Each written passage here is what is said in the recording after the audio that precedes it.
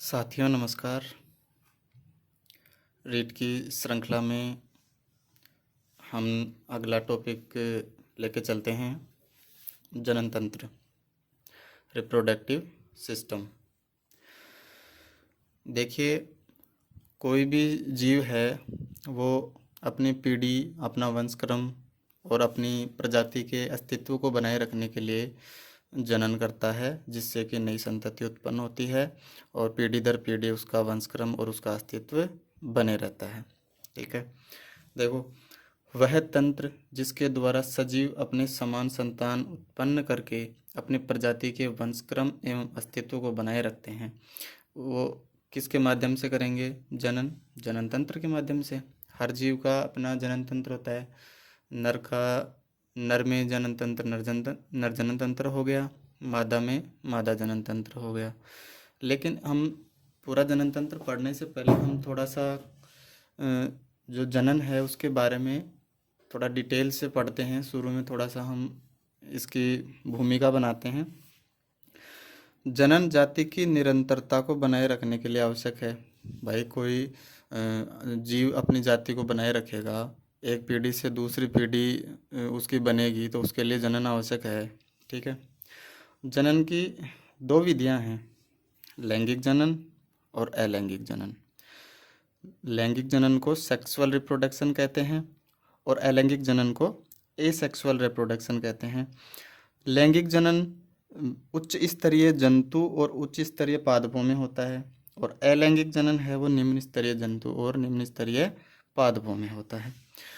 जब नर युग्मक एवं मादा युग्मक संलयन करके नए जीव का निर्माण करते हैं, यानी लैंगिक जनन में क्या होगा? नर प्राणी होगा और मादा प्राणी होगा।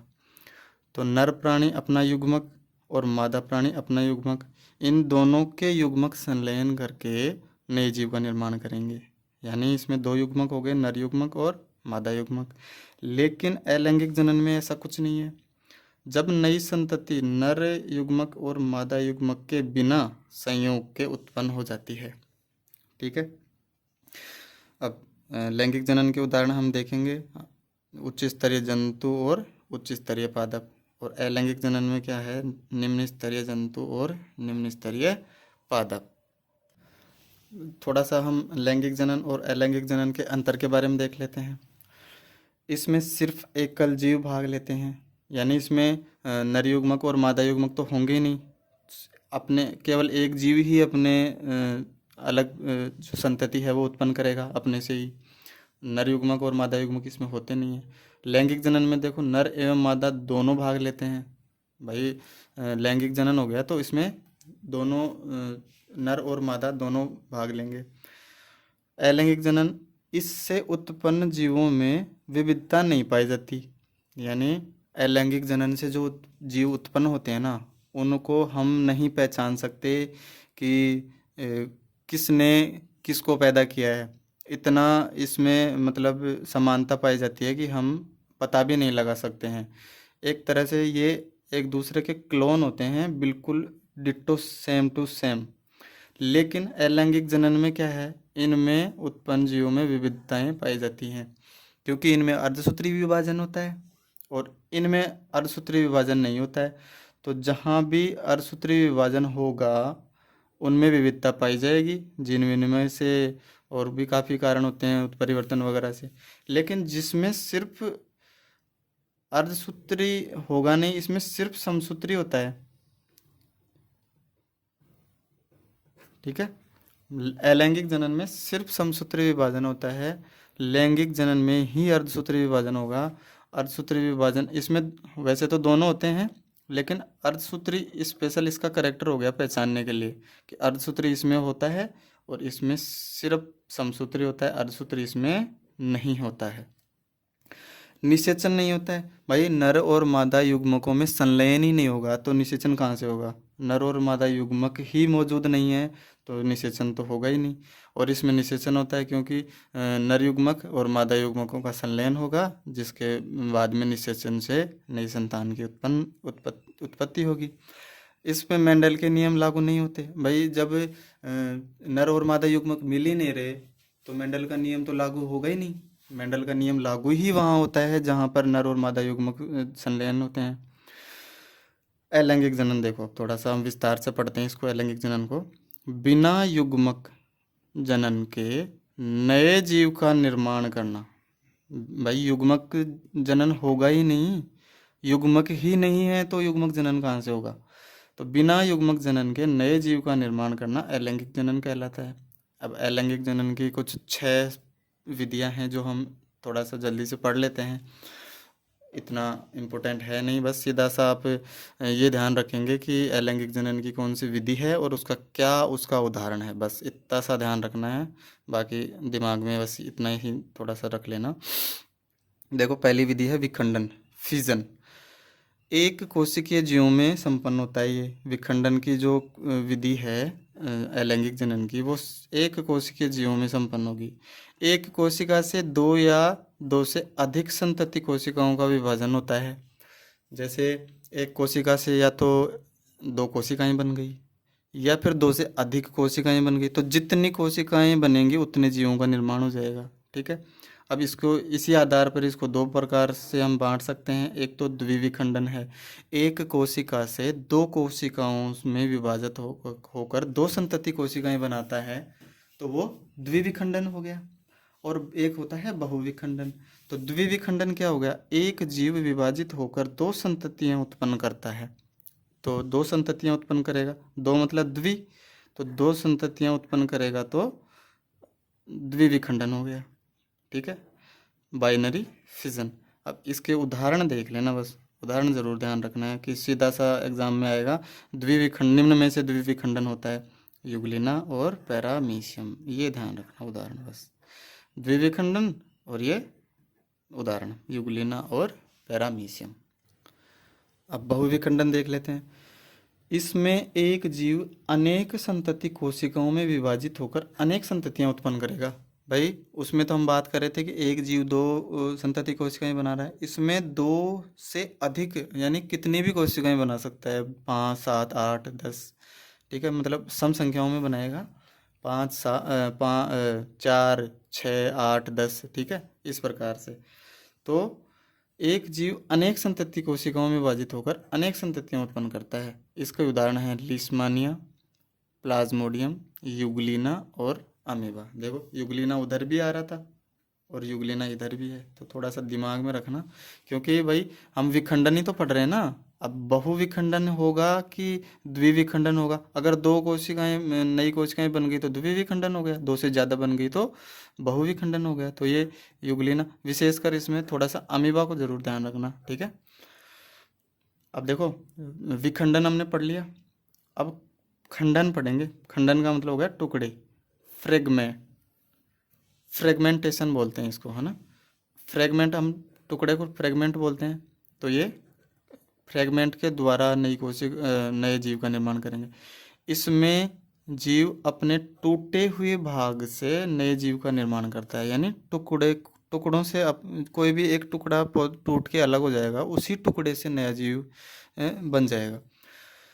जीव छोटे छोटे टुकड़ों में टूटकर खंडित होता है तथा सभी टुकड़े नए जीव का निर्माण कर लेते हैं। मतलब टुकड़ों में जीव टूट जाएगा तो और हर टुकड़े से नया जीव का निर्माण हो जाएगा, जैसे स्पाइरोगायरा। ठीक है, बस उदाहरण थोड़ा सा ध्यान रखना सारे। पुनरुद्भवन, रीजनरेशन। पुनरुद्भवन का क्या मतलब है, अपने कायिक भाग से नए जीव का निर्माण है। ठीक है, पुनरुद्भवन कोशिकाएं पाई जाती हैं। पुनरुद्भवन मतलब रीजनरेटिव सेल्स, मतलब कि वे कोशिकाएं जो कि मिलकर एक नए जीव का निर्माण कर सकती हैं।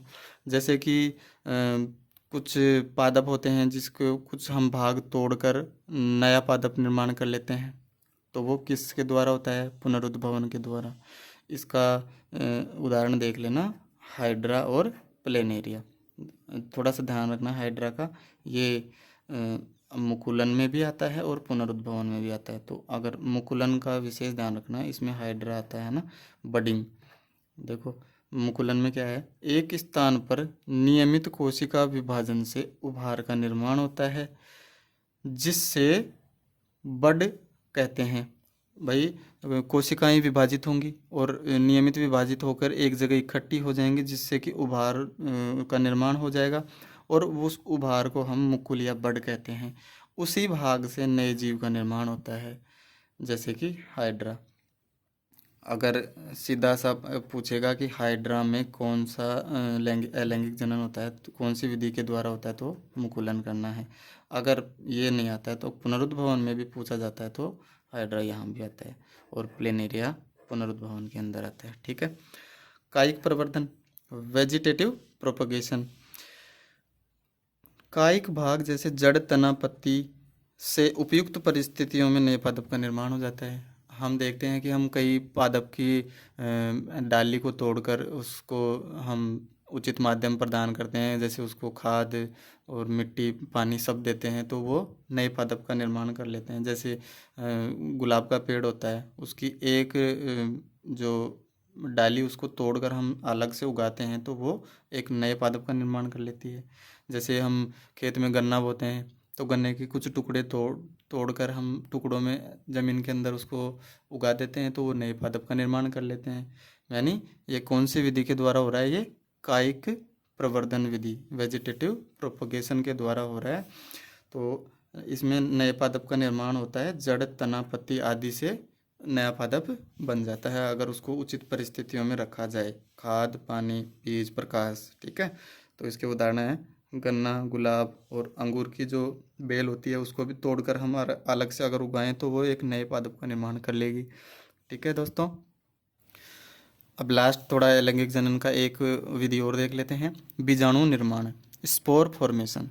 कुछ सरल बहुकोशिकीय जीवों में बीजाणु धानियाँ पाई जाती हैं। इनमें गुच्छे के रूप में अनेक बीजाणु पाए जाते हैं और ये वृद्धि करके नए जीव का निर्माण कर लेते हैं, जैसे कि राइजोपस।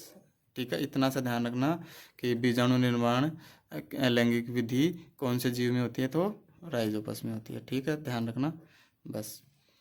अब हम मेन जो चैप्टर है उस पे आते हैं, मानव जनन तंत्र। देखो दोस्तों, आपको इतना अच्छे से मानव का जो रिप्रोडक्टिव सिस्टम है कहीं भी पढ़ने को नहीं मिलेगा।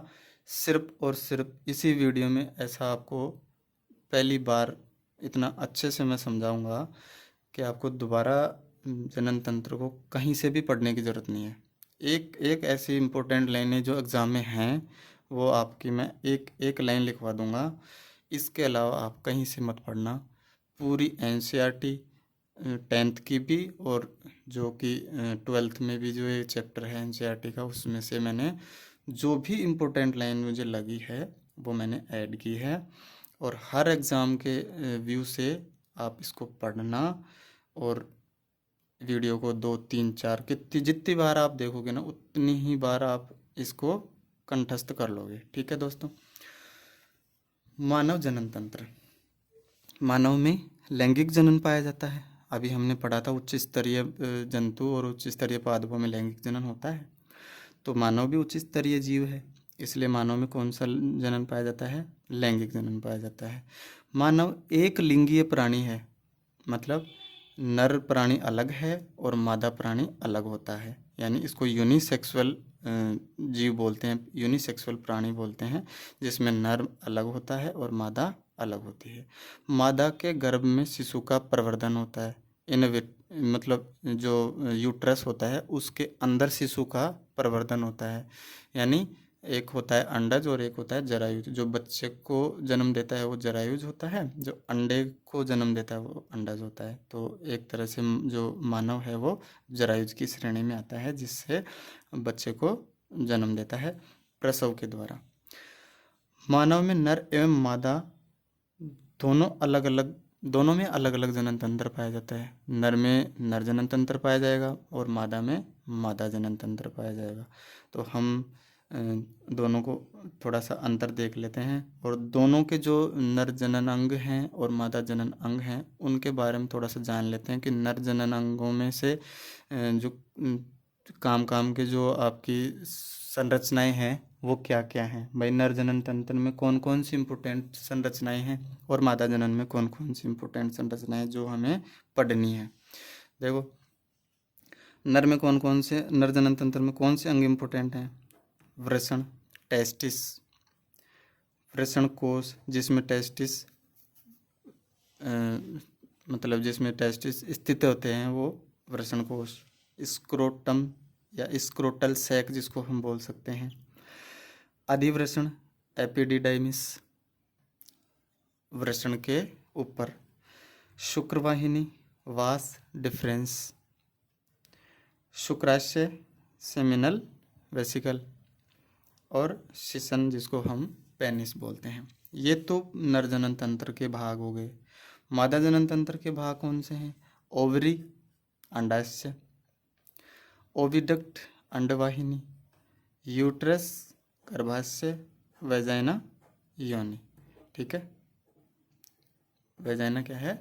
योनि। ठीक है, अब हम इसको बहुत विस्तार से और बिल्कुल आपको मैं डायग्राम से पूरी चीज़ें समझाऊंगा। और इतनी मेहनत करी है नोट्स बनाने में मैंने खुद ने कि आपको मज़ा आ जाएगा कुल मिला के। ठीक है साथियों, देखिए ये नर जनन तंत्र का चित्र है जो आपको स्पष्ट दिख रहा होगा। स्क्रीनशॉट ले लेना। देखो, हम पहले बात करते हैं इसके बाह्य भाग की, जिसमें देखो ये सीसन है जिसको पेनिस बोलते हैं। ये जो आपको नली दिख रही है ये मूत्र मार्ग है, जिसमें से मूत्र के साथ मूत्र और जो स्पर्म स्खलित होता है उसकी ये कॉमन नलिका है, यानी मूत्र भी इसी नली से निकलेगा और स्पर्म भी इसी नली से स्खलित होगा। ये शिशन मुंड है, ग्लांस पेनिस। जो शिशन के जो अगला भाग उभरा हुआ जो भाग होता है उसको ग्लांस पेनिस या शिशन मुंड कहते हैं।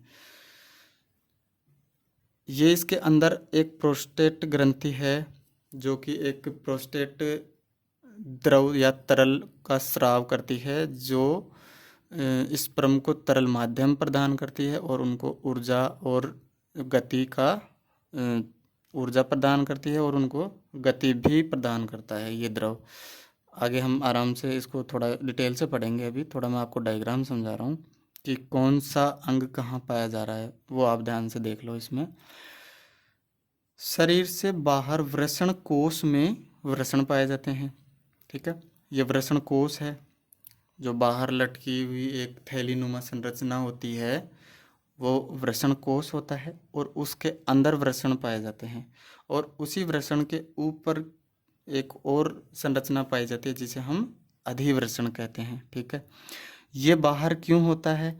क्योंकि शरीर के अंदर का तापमान ज़्यादा होता है, इसलिए उस तापमान में जो स्पर्म है वो सरवाइव नहीं कर पाता है, यानी उस तापमान पर स्पर्म जिंदा नहीं रह पाएगा। इसलिए तापमान को कम करने के लिए जो वृषण कोश है वो शरीर से बाहर पाया जाता है, जिससे तापक्रम शरीर से थोड़ा कम होगा और जो स्पर्म की जो सरवाइव है वो आसानी से कर पाएंगे इस स्पर्म। ठीक है, अब देखो हम थोड़ा सा इनके अंगों को थोड़ा डिटेल से पढ़ते हैं, इनकी संरचनाओं को थोड़ा विस्तार से हम जानते हैं। नर जनन अंगों को प्राथमिक और द्वितीयक लैंगिक अंगों में विभक्त किया गया है। इसी तरह से मादा को भी प्राथमिक और द्वितीयक लैंगिक अंगों में विभाजित किया गया है। प्राथमिक अंग में नर में आता है वृषण और मादा में आता है अंडाशय। यानी शुरू में ये छोटी छोटी संरचनाओं के रूप में होता है और फिर जैसे किशोर अवस्था आती है तो नरजनन जो तंत्र है वो थोड़ा विकसित होने लग जाता है और ये इसमें थोड़ी जो संरचनाएं हैं वो आकार में बढ़ने लग जाती हैं। देखो प्राथमिक लैंगिक अंग क्या है अपने, पुरुष में वृषण, मादा में क्या है? अंडाशय। वृषण देखो, वृषण में क्या क्या होता है? शुक्राणु का निर्माण होता है और टेस्टोस्टेरोन का जो स्राव है वो भी वृषण के द्वारा होता है। जो एक नर जनन हार्मोन है टेस्टोस्टेरोन, जो एक जैसे कि जो द्वितीयक जन लैंगिक लक्षण हैं उनको मतलब प्रदर्शित करने के लिए ये उत्तरदायी होता है। जैसे कि हम पढ़ते हैं कि किशोरावस्था में दाढ़ी मूंछ का आना, कंधे चौड़े होना, पुरुषों की बता रहा हूँ, महिलाओं में नहीं आती है दाढ़ी, ठीक है। तो दाढ़ी मूंछ का आना, कंधे चौड़े होना, आवाज़ का भारी होना, ये सभी के लिए कौन जिम्मेदार है? टेस्टोस्टेरोन, ठीक है। द्वितीयक लैंगिक अंग देखो, वृषण कोश, हमने अभी देखा कि वृषण कोश जिसमें वृषण पाए जाते हैं, ये वृषण को स्थिर रखते हैं और उचित तापमान प्रोवाइड कराते हैं कि और शरीर के भीतर का तापमान ज़्यादा है, इसलिए वृषण कोश बाहर की तरफ पाया जाता है, जिससे कि तापमान उचित रहे। तापमान अन्य अंगों से कम रखता है, यानी जो शरीर के अंदर जो अंग होते हैं उनका तापमान ज़्यादा होता है, इसलिए वृषण कोश शरीर के बाहर पाया जाता है ताकि तापमान कम रहे और उचित तापमान शुक्राणुओं को मिल सके ताकि वो जीवित रह पाएँ। शुक्रवाहिनी, वास डिफरेंस, ये लगभग 45 सेंटीमीटर लंबी नलिका होती है। शुक्राशय में शुक्राणुओं को पहुंचाना इसका कार्य होता है, यानी ये जो नलिका की बात कर रहे हैं अपन, शुक्रवाहिनी, ये वृषण से शुक्राणु लेकर शुक्राशय, शुक्राशय है, शुक्राशय में प्रवेश करती है, यानी वृषण से शुक्राणु लेकर शुक्राशय में छोड़ती है, यानी शुक्राणु इकट्ठे कहाँ होते हैं? शुक्राशय में, और इनको ले जाने का काम कौन करती है? शुक्रवाहिनी, ठीक है। शुक्रवाहिनी अंत में मूत्र मार्ग में खुलती है। देखो ये शुक्राशय हो गया, अब यहाँ से ये नली निकल कर और यहाँ से मूत्राशय है और यहाँ मिल जाते हैं, यानी शुक्राशय से निकलने वाली नलिका और मूत्राशय से निकलने वाली नलिका एक आगे जाकर एक नलिका में मिल जाती हैं, कॉमन डक्ट जिसको हम बोलेंगे, यानी मूत्राशय से और शुक्राशय से मिलकर एक कॉमन नलिका में मिल जाते हैं, ठीक है। शुक्राशय और शुक्रवाहिनी मिलकर स्खलन नलिका या स्खलन वाहिनी बनाते हैं, यानी ये कॉमन नलिका हो गई, यहाँ से मूत्र का भी उत्सर्जन होता है और यहाँ से स्पर्म का भी उत्सर्जन होता है, ठीक है दोस्तों। अब देखो शुक्राशय, यहाँ देखो आराम से डायग्राम में, शुक्राशय यहाँ है, शुक्राणुओं का संग्रहण करता है। शुक्राशय में क्या होता है? शुक्राणु संग्रहित होते हैं, इकट्ठे होते हैं। यह एक तरल पदार्थ स्रावित करता है, शुक्राशय तरल पदार्थ स्रावित करता है, लेकिन ये तरल पदार्थ बनाता कौन है? तो ये प्रोस्टेट ग्लैंड बनाती है, ठीक है। स्रावित कौन करता है? शुक्राशय, यानी शुक्राशय में वो इकट्ठा होगा, और ये इसका जो निर्माण कौन करेगा? तो ये प्रोस्टेट ग्रंथि होती है और ये बहिस्रावी ग्रंथि होती है, ठीक है। ये जो प्रोस्टेट ग्रंथि है, ये देखो इधर यहाँ पे शुक्राणुओं के साथ मिलकर वीर्य का निर्माण करता है। यह पदार्थ शुक्राणुओं को ऊर्जा और गति प्रदान करता है, यानी जो प्रोस्टेट ग्रंथि है ये एक स्रावित करती है जो कि शुक्राणुओं को ऊर्जा और गति प्रदान करता है। शुक्राशय में तरल पदार्थ का निर्माण यही ग्रंथि करती है, ठीक है दोस्तों। मूत्र मार्ग एक पेशीय नलिका है, इस मूत्र मार्ग की बात कर रहे हैं, ठीक है।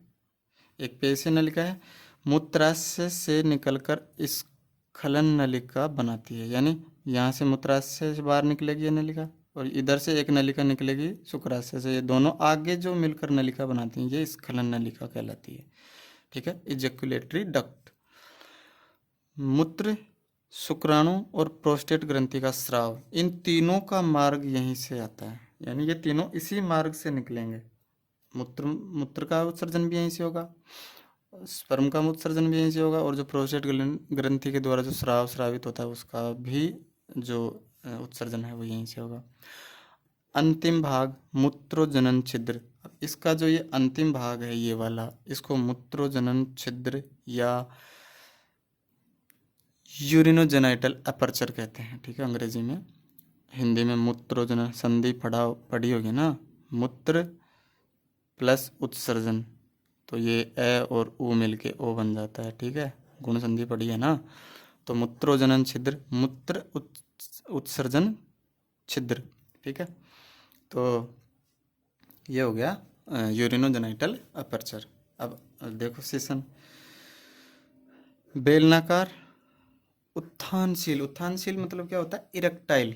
इरेक्टाइल मतलब जो शिथिल भी हो जाए और जो अनुशिथिल भी हो जाए, यानी उत्तेजित अवस्था में ये बड़ा हो जाता है और अनुशिथिलन अवस्था में ये छोटा हो जाता है। यानी रक्त कोटरों में जब रक्त भर जाता है तो ये उत्तेजित अवस्था में हो जाता है, और जब ये रक्त बाहर निकल जाता है रक्त कोटरों से तो ये अनुशीतलन अवस्था में हो जाता है। और ये मुख्य मैथुन अंग है। नर जनन अंग का मुख्य मैथुन अंग कौन सा है? नर जनन तंत्र का पेनिस, यानी इसको कोपुलेटरी ऑर्गन कहते हैं या मैथुन अंग। ठीक है। सामान्य अवस्था में छोटा और शिथिल होता है।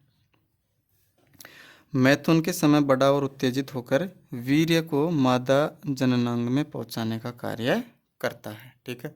तो जब उत्तेजित अवस्था में होता है तो ये क्या करता है? मादा की योनि में प्रवेश कराते हैं और इसके माध्यम से जो शुक्राणु हैं वो मादा के योनि में पहुंचा देता है। ये इसका काम होता है। और इसके जो, अब देखो ये जो लास्ट वाला भाग है ना, ये वाला भाग जो ये उभरा हुआ भाग अलग से दिख रहा है, इसको कहते हैं सिसन मुंड। ठीक है। ग्लांस पेनिस अंग्रेजी में कहते हैं इसको, ग्लांस पेनिस, सिसन मुंड। पेनिस का अंतिम फूला हुआ भाग जो मादा जननांग में प्रवेश करता है। सिसन मुंड को ढकने वाली जो त्वचा है ना, इसको कहते हैं सिसन मुंड आच्छद या प्रिप्यूस।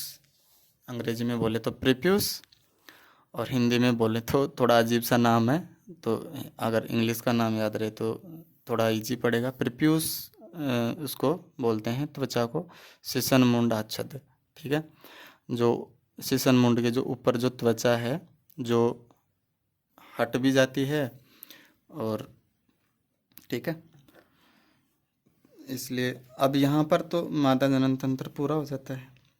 आगे हम पढ़ते हैं मादा जनन तंत्र। नर जनन तंत्र यहाँ पूरा हो गया, आगे हम पढ़ेंगे मादा जनन तंत्र। देखिए दोस्तों, ये मादा जनन तंत्र है। मादा जनन तंत्र में 2 अंडाशय पाए जाते हैं, एक जोड़ी।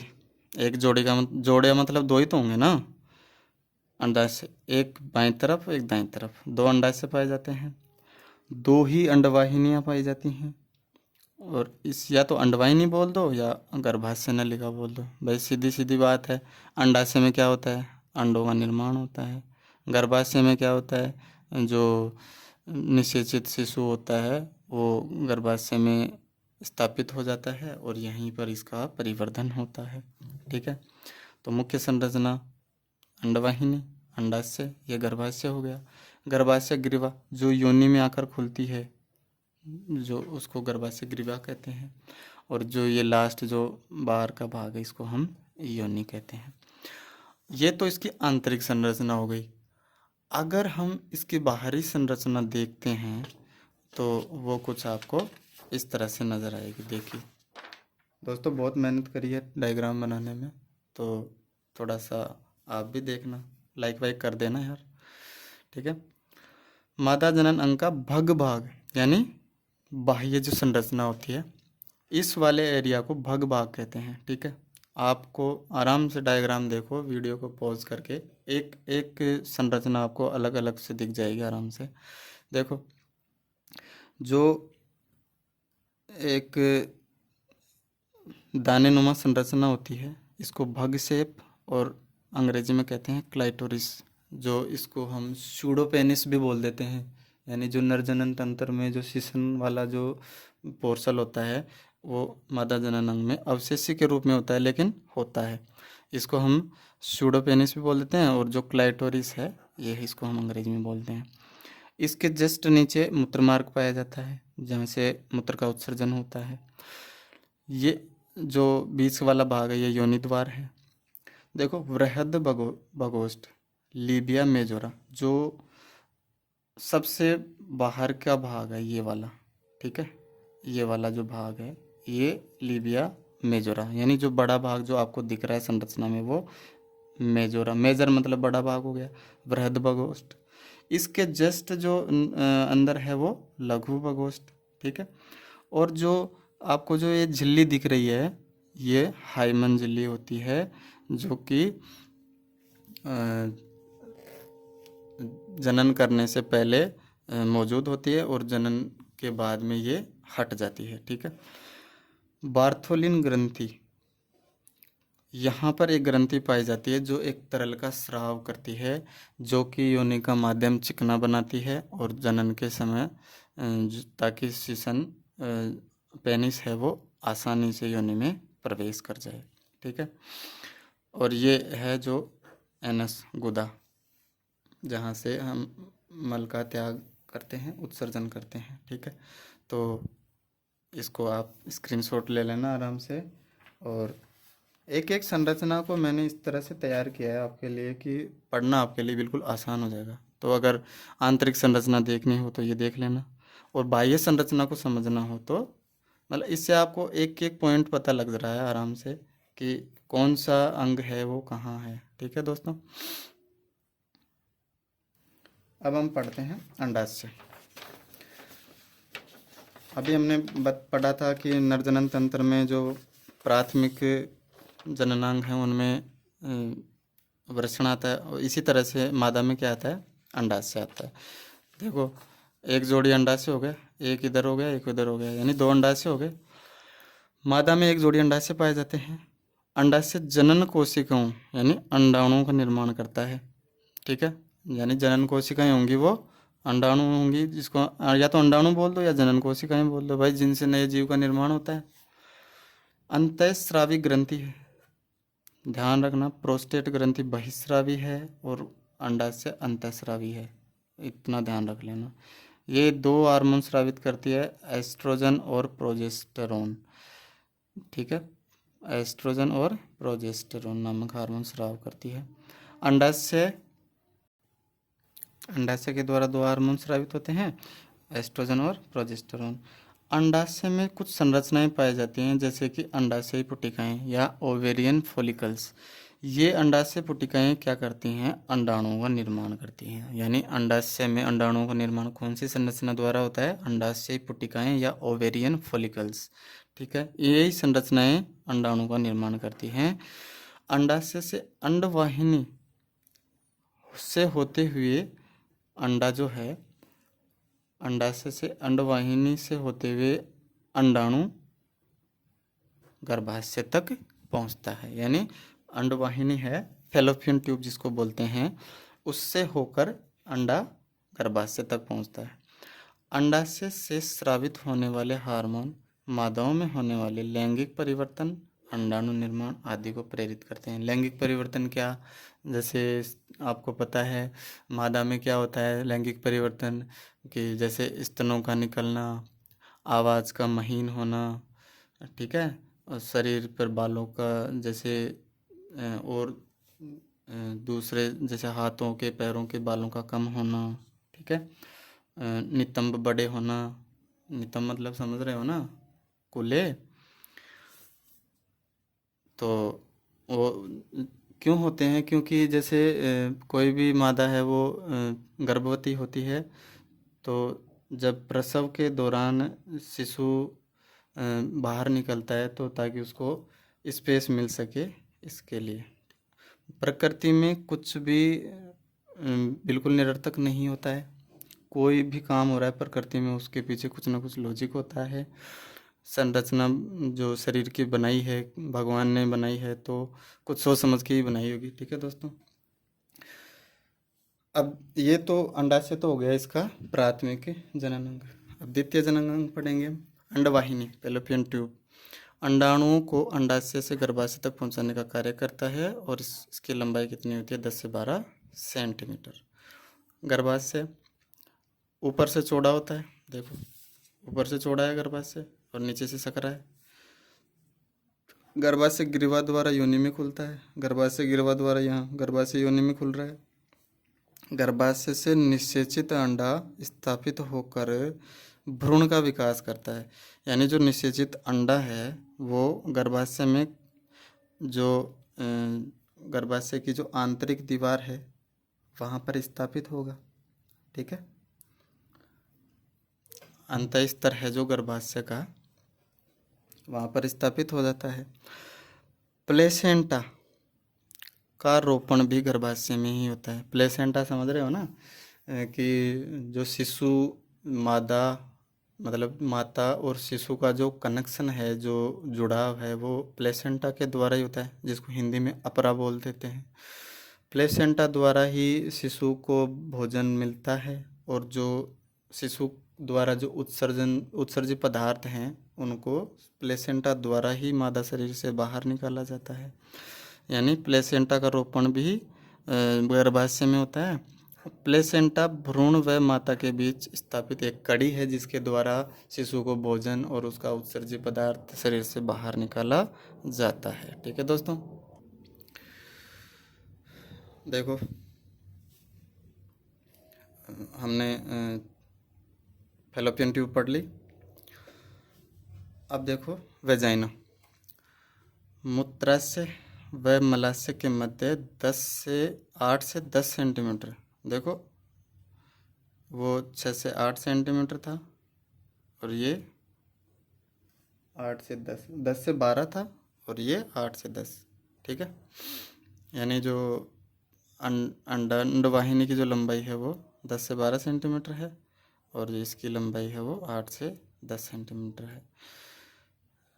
लंबी नली है जो स्त्रियों में मैथुन कक्ष का कार्य करती है। यानी जो मैथुन जो क्रिया संपन्न होती है वो योनि मार्ग में ही तो संपन्न होती है। ठीक है, जो मैथुन क्रिया है वो योनि मार्ग में ही तो संपन्न होती है, इसलिए जो मैथुन कक्ष है वो इसको कहते हैं। स्त्रियों में रजोधर्म यानी मेंस्ट्रुअल जो स्राव है वो भी इसी मार्ग के द्वारा बाहर निकलता है और प्रसव के मार्ग का भी कार्य करता है। यानी जब शिशु का जन्म होता है तो शिशु जन्म के समय इसी मार्ग द्वारा बाहर निकलता है। योनि में लैक्टोबैसिलस जीवाणु पाए जाते हैं। लैक्टोबैसिलस जीवाणु पाए जाते हैं जो कि आपने पढ़ा होगा कि जो दूध से दही का निर्माण होता है वो भी लैक्टोबैसिलस जीवाणु द्वारा ही होता है। तो वही जीवाणु मादा की योनि में भी पाए जाते हैं। क्यों पाए जाते हैं? उनके द्वारा लैक्टिक अम्ल का स्राव किया जाता है। लैक्टिक अम्ल का काम क्या है? लैक्टिक अम्ल योनि के माध्यम को अम्लीय बनाता है। अम्लीय क्यों बनाता है? अम्लीय इसलिए बनाता है ताकि जो बाहरी वातावरण का जो संक्रमण है वो शरीर में नहीं हो।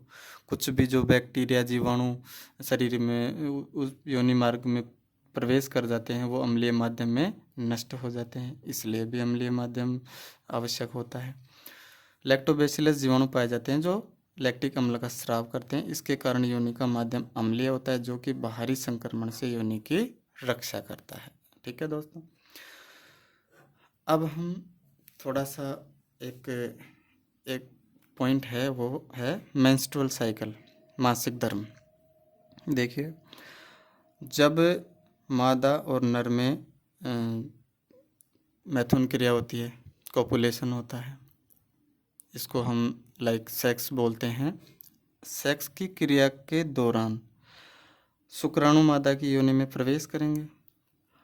अगर अंडाणु और शुक्राणु का संलयन हो गया यानी फर्टिलाइजेशन की क्रिया हो गई तो अंडा और शुक्राणु मिलेगा और युग्मनज का निर्माण कर लेगा। युग्मनज का निर्माण कहाँ होता है? युग्मनज का निर्माण फैलोपियन ट्यूब में ही होता है, गर्भाशय में नहीं होता है। ठीक है, याद रखना, जो अंडाणु और शुक्राणु का जो संलयन है वो फैलोपियन ट्यूब में ही होता है। अब कुछ लोगों के दिमाग में आ रहा होगा कि सर अंडाशय भी 2 होते हैं और अंडवाहिनियाँ भी 2 होती हैं, क्या दोनों से अंडे निकलते हैं? नहीं, एक बार में एक ही अंडाशय से अंडा बनता है। हो सकता है एक महीने में दाएं अंडाशय से बन गया तो अगले महीने में बाएं अंडाशय से बन जाएगा। इस तरह अल्टरनेट क्रम में बनते हैं, लेकिन बनता एक ही है। तो जो शुक्राणु और अंडाणु का संलयन हो गया और वो निषेचित होकर उसके बाद में गर्भाशय में वो स्थापित होते हैं।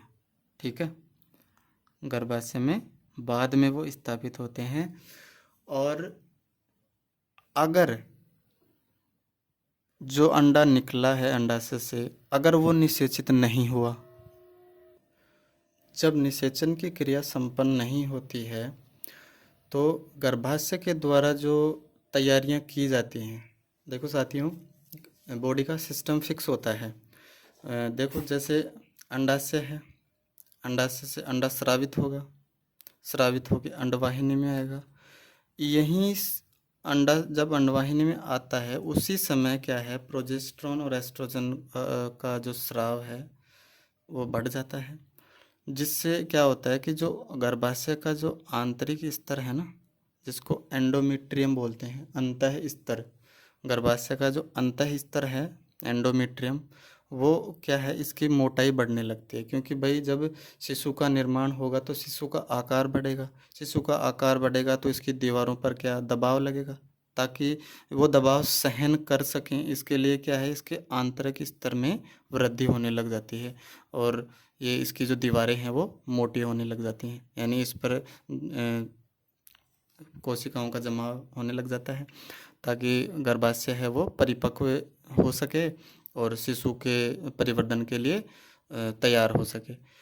लेकिन अब गर्भाशय को थोड़ी ना पता है कि निषेचन होगा या नहीं होगा, स्पर्म अंडे को मिलेगा या नहीं मिलेगा।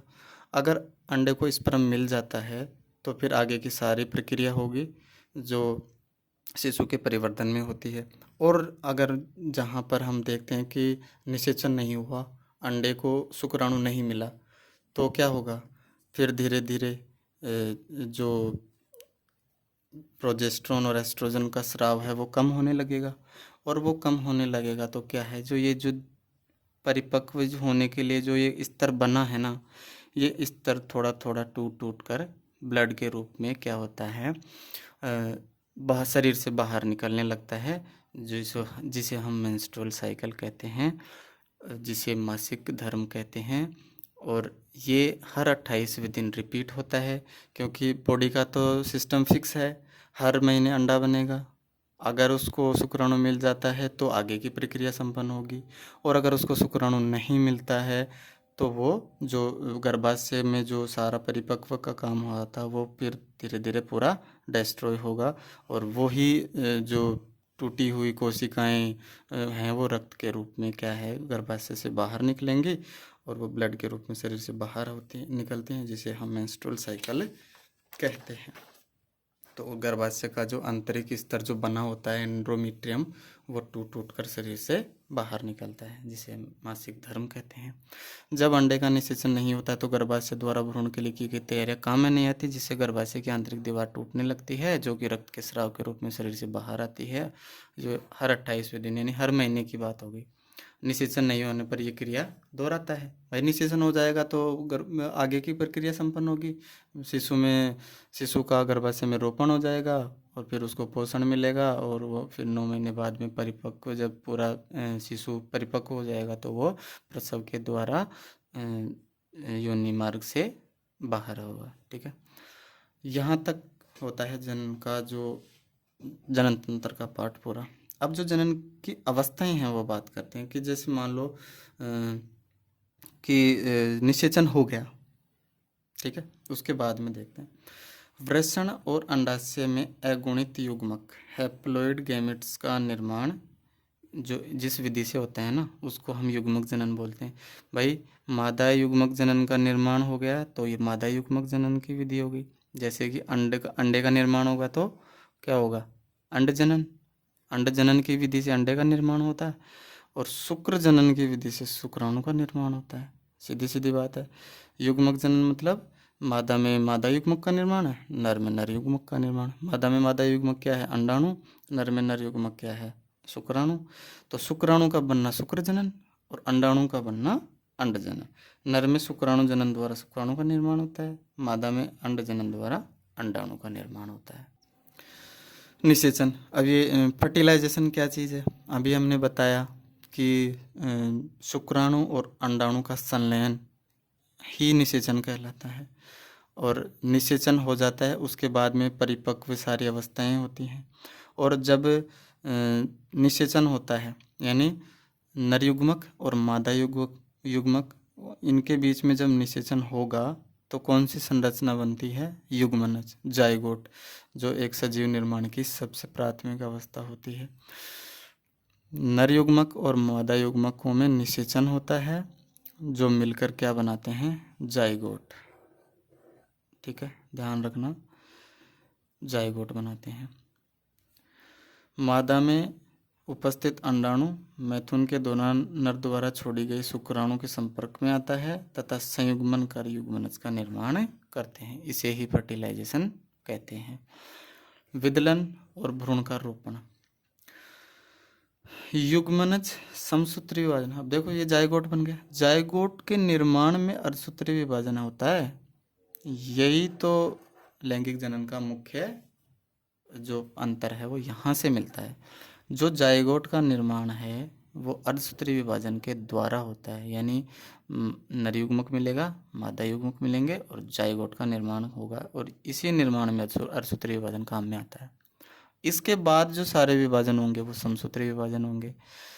जो शरीर की वृद्धि होती है वहाँ पर सभी समसूत्री विभाजन होते हैं। इसका अगर आप में थोड़ा विस्तार से अगर देखना है तो हमारा जो कोशिका वाला जो पार्ट 2 है वो आप ध्यान से पढ़ लेना, उसमें देख लेना, आपको बहुत विस्तार से मैंने बताया आराम से। युग्मनज समसूत्री विभाजन द्वारा एक संरचना बनाता है जिसे कोरक या ब्लास्टुला कहते हैं। ये ब्लास्टुला ही अंडवाहिनी से निकलकर गर्भाशय में स्थापित होता है, जिसे हम रोपण कहते हैं, भ्रूण का रोपण कहते हैं। जो ब्लास्टुला है ये अंडवाहिनी से निकलकर फैलोपियन ट्यूब से निकलकर गर्भाशय में स्थापित होता है, जिसे भ्रूण का रोपण कहते हैं, एम्ब्रियो इम्प्लांटेशन। कोरक गर्भाशय के अंत स्तर एंडोमेट्रियम में जाकर स्थापित हो जाता है, जिसे भ्रूण का रोपण कहते हैं। कौन से स्तर में? अंत स्तर में, एंडोमेट्रियम। और अगर निषेचन नहीं होता है तो यही एंडोमेट्रियम टूटकर मासिक धर्म के रूप में, मेंस्ट्रुअल साइकिल के रूप में शरीर से बाहर निकलती है। प्रसव। प्रसव देखो थोड़ा सा अजीब लगता है, जैसे हम डिलीवरी बोलते हैं ना, उसको साइंटिफिक वर्ड होता है उसका अकाउचमेंट।